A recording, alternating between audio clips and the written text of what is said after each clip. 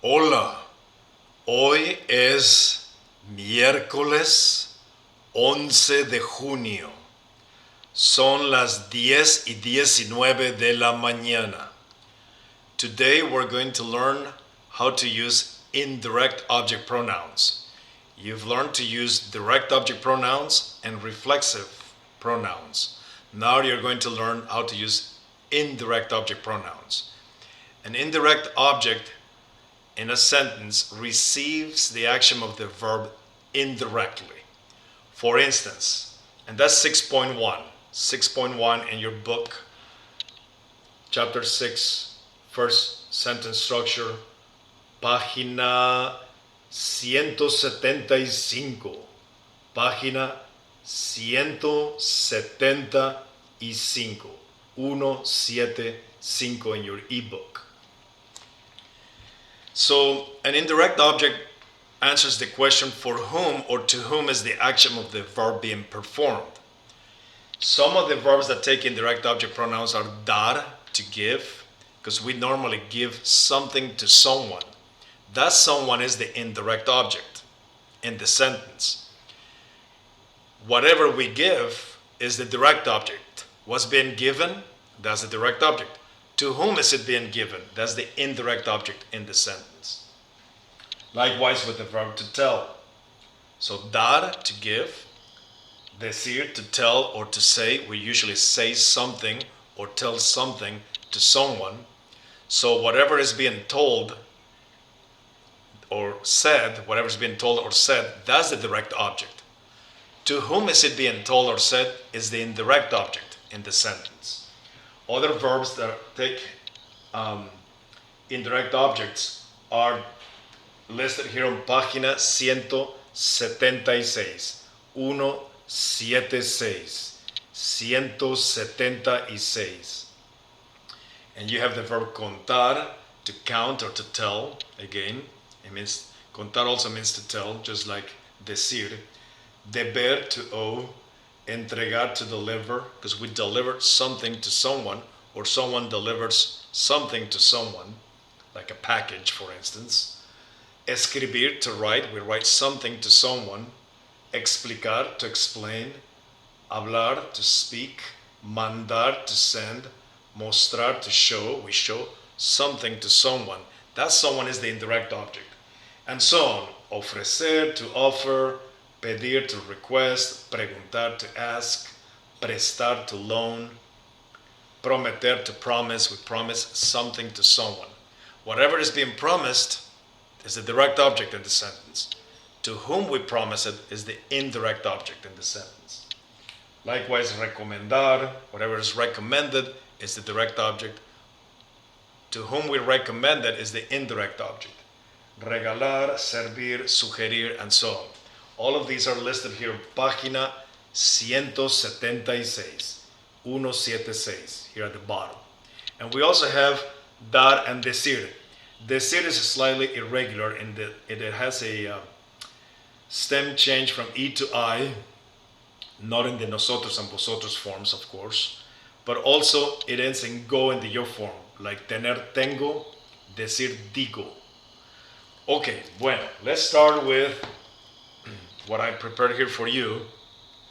It's kind of rudimentary, but it's an easy way to understand this.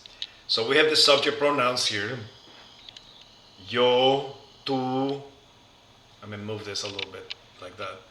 Yo, tú, usted, él, ella, nosotros, nosotras, vosotros, vosotras, ustedes, ellos, and ellas. Those are our subject pronouns that we always use in Spanish. The indirect object pronouns that correspond to those are me, te, le, nos, os, and les. Similar to the direct object pronouns and reflexive pronouns, with these two exceptions. Instead of lo or la, we have le. Instead of los or las, we have les. And the reflexive pronouns are se for both of these. But indirect object pronouns are le and les. Me, te, le, nos, os, les. Let's use the verb to give, dar. So yo doy, slightly irregular, like soy, like ser, doy. yo doy, tú eres, ¿no? And so on, and ser.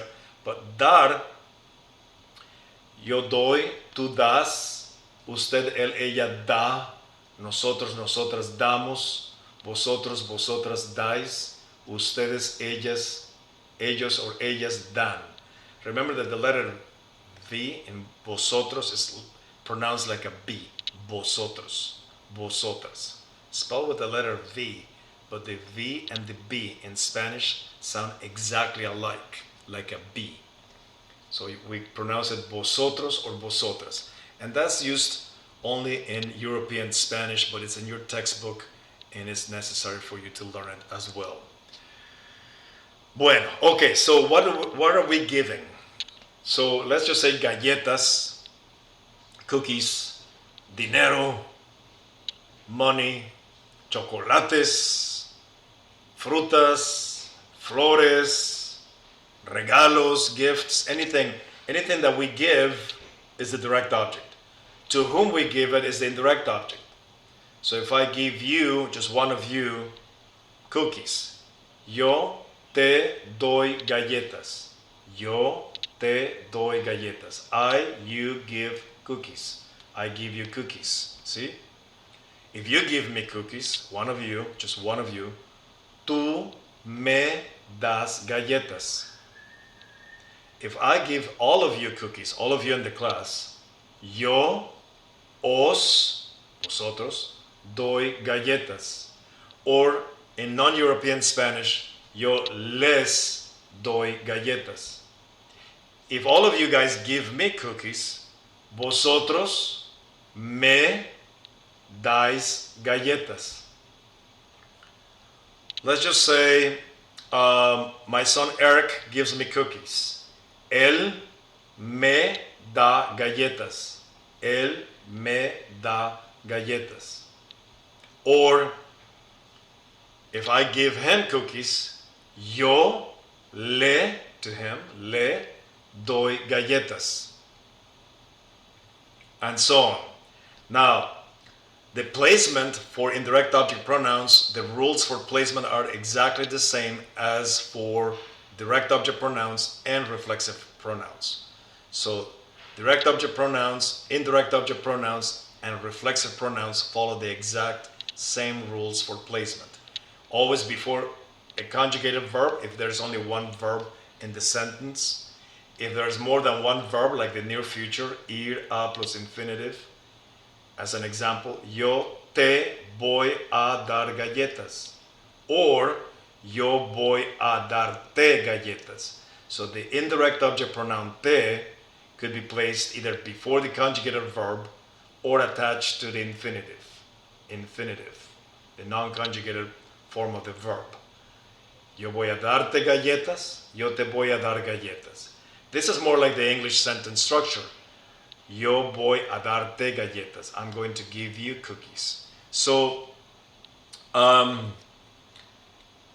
indirect object pronoun can be placed here or here, either one. And really there is no preference on there is no one way that is better than the other or that is preferred or more popular. It's about 50-50. Spanish speakers will use either one at any time. No, they can use this or they can use this other one. There's really no much nuance or anything else like that. I tend to say it like this myself. I have found myself saying it like this when I speak to my friends and family. But like I said, there's no one way that is preferred or more liked or more popular or more common or more correct. Either one is fine, and Spanish speakers will use either one alternatively. Okay, so now let's go to the present progressive. Estar conjugated plus the present participle. And you remember that the present participle is formed by dropping the AR ending from AR verbs and add ando. Dar, drop the AR ending, add ando, becomes dando. Drop the AR ending and add ando. So dar becomes dando. And yendo for ER and IR verbs. You'll remember that from chapter 2. That's 2.4 in your book. Okay, so Vosotros me estáis dando galletas. You guys are giving me cookies. Let's say at this time, no? At this moment. Present progressive. An action that is in progress at the present time. That is why it's called present progressive. So, vosotros me estáis dando galletas. Or, vosotros estáis dándome galletas. But if you add the indirect object pronoun to the present participle dando from dar, drop the AR ending and add ando, dando, dándome, then you must add this written accent mark here on the second to the last syllable, or to the present participle itself, or third to the last syllable when you add the indirect object pronoun. So it's a short explanation. I hope this really helps you. Understanding is a little bit more clear than the way it is presented in the book. Perhaps just a different approach to the way the grammar tutorial does it on Connect. So I hope this helps you. Muchas gracias. Que Dios los bendiga. And I think that's all I have for you for this short explanation of the use of indirect object pronouns. Gracias. Hasta luego. Adiós. Que Dios los bendiga.